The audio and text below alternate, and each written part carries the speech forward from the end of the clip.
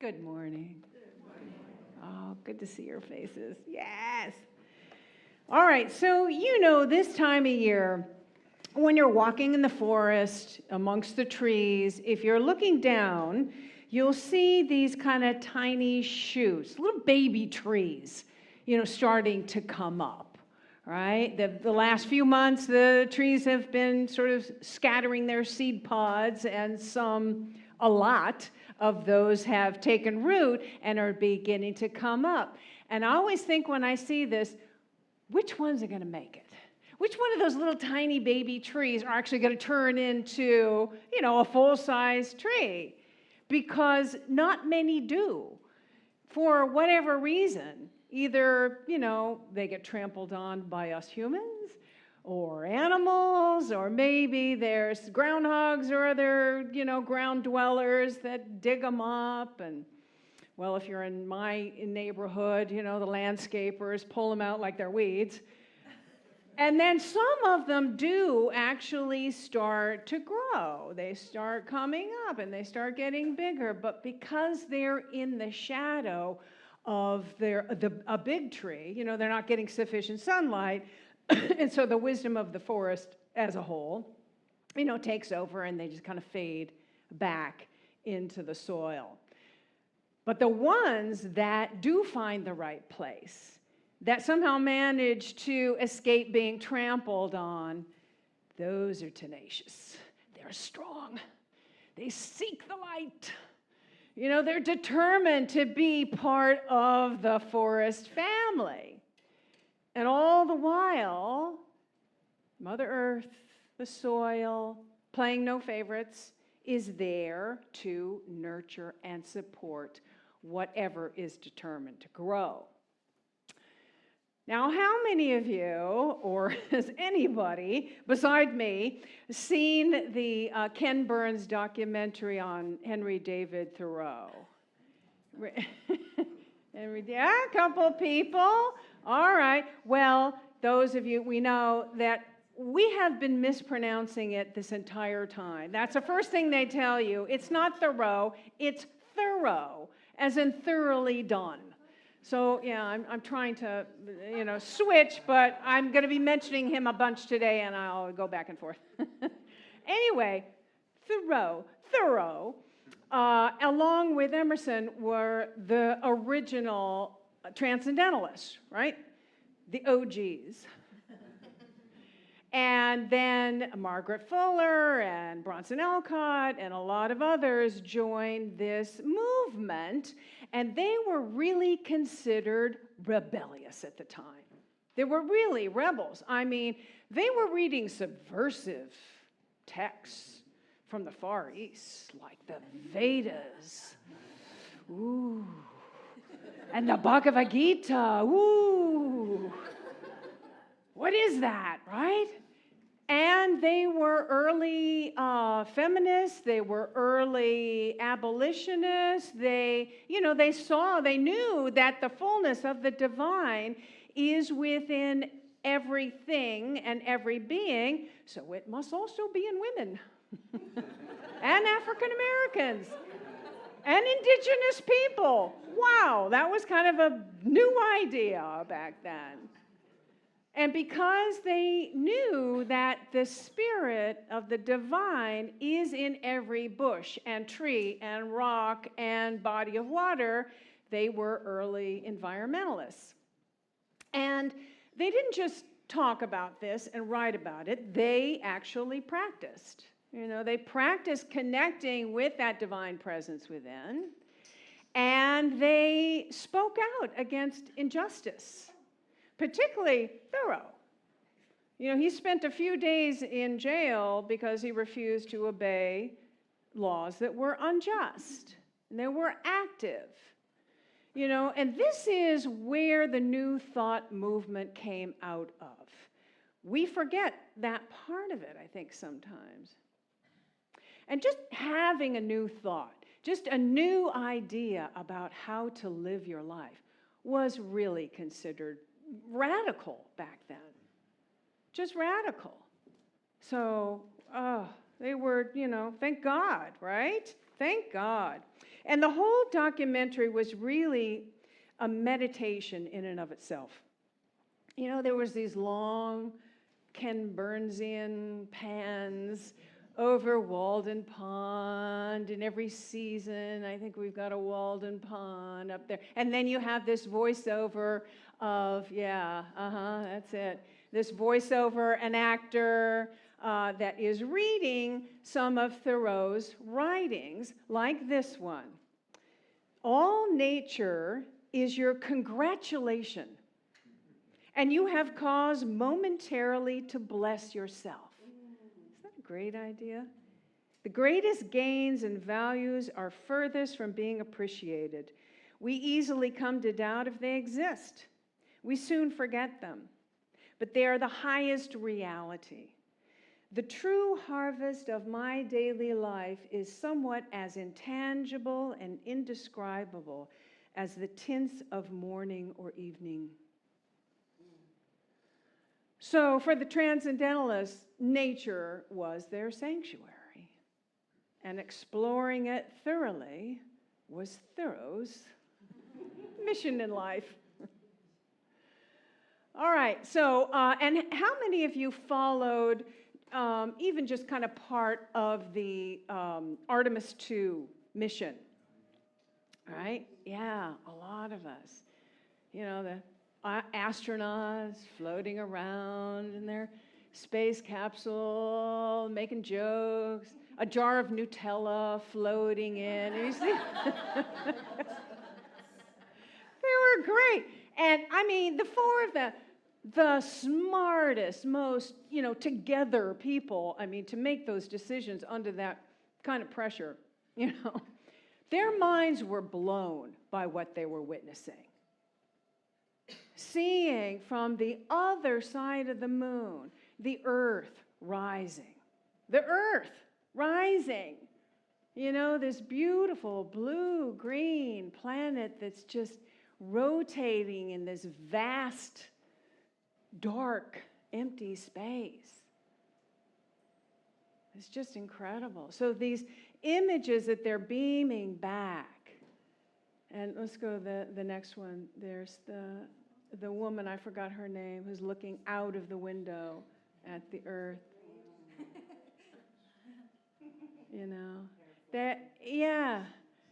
And they're beaming back these images, and they're reflections of this, how privileged we are to live on this precious planet. How privileged we are.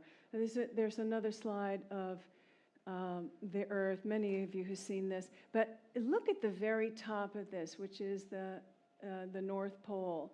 You see, there is the aurora borealis, like a little tiny rim of green you can see in that. Isn't that a spectacular image? That's my screensaver now. I love it. So this, along with the Thoreau documentary, was, I think, perfectly timed for Earth Day, which was last Wednesday. And, come on, Alma, can we just celebrate the entire month of April as Earth Month? Yes. Honestly, every day should be Earth Day. Yeah. Let's start a movement. Yeah. Every day is Earth Day. That's right. So, both of them together were so inspiring to me and many others who are so wary of what's been happening in this country and in the Middle East. It's like it gave us a moment to take a breath and remember what's truly important. Humanity, connection, oneness, spirit in everything, remembering this. And particularly with Thoreau's documentary, that just brought into our minds this remembering how the universe works, the sort of principles, universal principles that are also the principles that we can align with in our lives, right? Very much the same. So you know the last few weeks I've been talking about seeds and planting, the whole garden metaphor. Have you seen, by the way, the flower box? You know, all the seeds that we've planted on Easter? It's out there. You'll have to go afterwards and look. So the first week, a few days after, we planted the seeds, and I come and I look, there's nothing there, right? It looks like nothing was done. So what principle, what power do we call forth when we plant seeds and we don't see anything? Faith. That's right, the power of faith. The power of faith. We activate that to know that there's really something, there's a lot happening under the surface. And then we water it with love, right? And then the next day I come back, little shoots. And then the next week, these big, shoots, and we're starting to get wildflowers. It's a happening thing. So that garden, the earth soil, works very much like how our minds work, our conscious and subconscious minds. We plant seeds in this inner garden, and they take root and blossom, particularly the ones that we nurture and that we support with repetition. So Thoreau talks about this process, and I think we have a slide of this one. As a single footstep will not make a path on the earth, so a single thought will not make a pathway in the mind. To make a deep physical path, we walk again and again. To make a deep mental path, we must think over and over the kinds of thoughts we wish to dominate our lives. That's absolutely how the process works, right? And of course, this inner garden, the soil of our soul, will eventually bring to fruition whatever is planted in it. So knowing this, as we do in unity, we consciously, deliberately, embrace ideas of well-being, of joy, of love, of peace, of abundance, right? But sometimes folks, some of you get that, without really thinking about it, we're planting junk. Without awareness, we're planting seeds of fear. We're planting seeds of self-doubt, of not enoughness, of struggle being, the order of things. And so, what happens when we plant those thoughts? They take root and they grow. And then we look around our lives and we wonder why these things keep showing up, right? Why does it seem like I never have enough? Why is it, always this way? Why do I keep running into the same situation? And why can't I catch a break? And so we want to become conscious. This is about becoming conscious, awakening, becoming a conscious co-creator. And so we want to stop and look at what we are planting and what we're nurturing in the garden of our soul. And if we really, don't really know what's taking root in our consciousness, a good way to discover that is to pay attention to where the majority of your focus is. The majority, that deep mental path that Thoreau talks about. What are we walking over and over in our consciousness? So is the majority of the time, are we focused on all our blessings? On everything that's going right? On all of the possibilities that are present to us? On all of the ways that we have grown? On all of the blessings that have come out of the challenges? Is that where our focus is? Or is our focus on what's missing, right? What is going wrong? what we're afraid may happen or may not happen, because those are the seeds that are taking root. Now, this is not to say that there's not always in all of our lives something that just, comes up, kicks us in the butt, and just takes out, we all have had situations like that are just a surprise, devastating. Loss that we talked about last week. So, we don't want to deny that. Of course those things happen. And of course, we want to give ourselves the grace to walk through those times, and love ourselves and feel our feelings and go through that process of grief, because that's healing. All right? And then eventually we bring ourselves back into balance. Like homeostasis is kind of, our set point. We find our set point. So what is your set point? That's kind of the question, right? Where is my set point? Because whatever's placed in this garden and nurtured with attention will find its expression. So a seed of fear will root just as surely as a seed of love. Seeds of not-enoughness will grow with as much tenacity as a vision of wholeness, a vision of higher possibility. So we just want to become conscious, pay attention.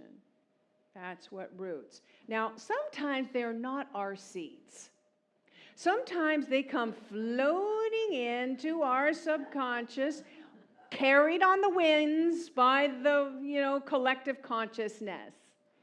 So we're talking about ideas that people, you hear all the time, and you just, you don't even think about it, you think it's true. Like age-related illness. Okay, so there's an ad that I kept hearing about a condition. They were selling a product to cure the condition, and it was like, due to aging. And I'm like, what? Aging is an illness? I don't think so. I'm not going to accept that, right? Or thoughts like, oh, the economy is so bad, nobody's got any extra money. Really? I don't know.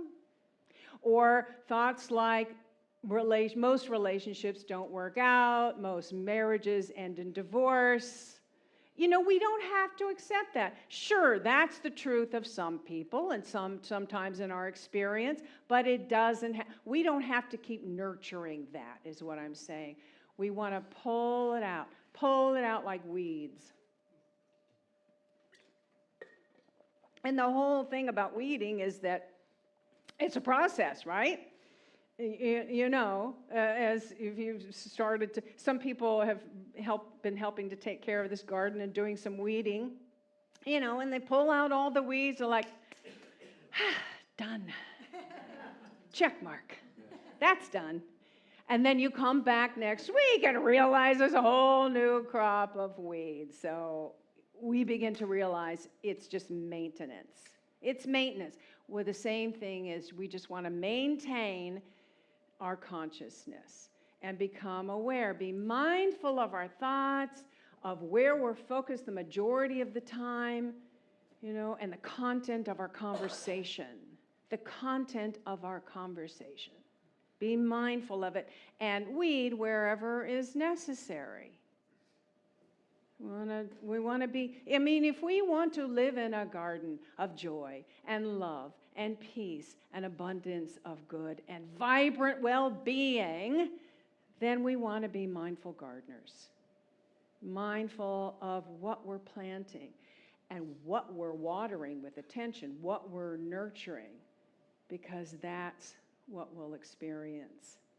So we choose consciously. We plant with intention, we water with love, we water with attention, and we trust the process, right? And then, when the season is right, we reap the harvest, right?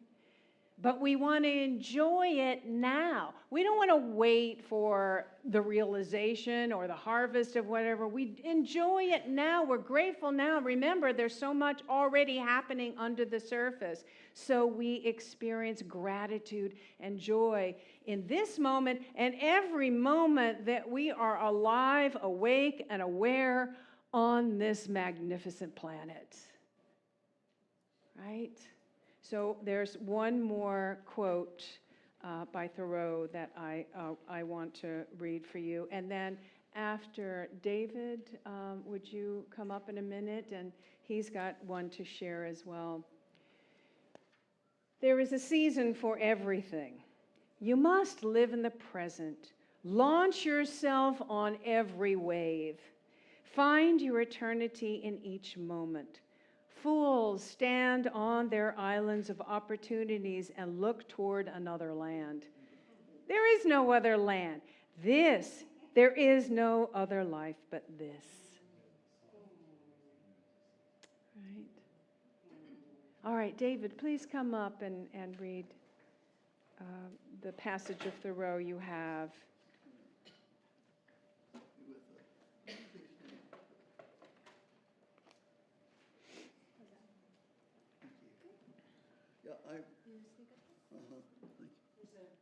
There you go. I too would really encourage everybody to, it's just a 3-part Ken Burns documentary on Thoreau, and each one is only an hour, not 2 hours. You can do it at one time or 3 times, whatever you can. If one advances confidently in the direction of his dreams and endeavors to live the life which he has imagined, he will meet with a success unexpected in common hours. He will put some things behind, will pass through an invisible boundary. New, universal, and more liberal laws will begin to establish themselves around and within him, or old laws be expanded and interpreted in his favor in a more liberal sense. And he will live with a license of a higher order of being. In proportion as he simplifies his life, the laws of the universe will appear less complex, and solitude will not be solitude, nor poverty, nor weakness.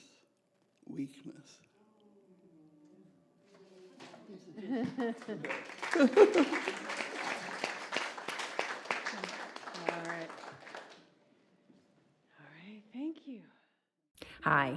If this video has inspired you, opened your heart, expanded your consciousness, filled you with hope, empowered you in some way, we encourage you to support what we offer here at Unity Center of Peace by making your donation now. And thank you.